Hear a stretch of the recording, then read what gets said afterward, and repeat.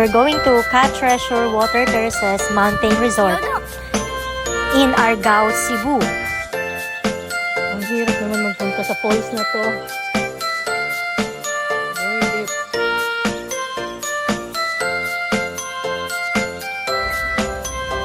We are here already.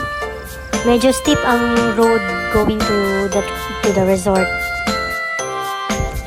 Dito po kami natulog sa Blue House na yan.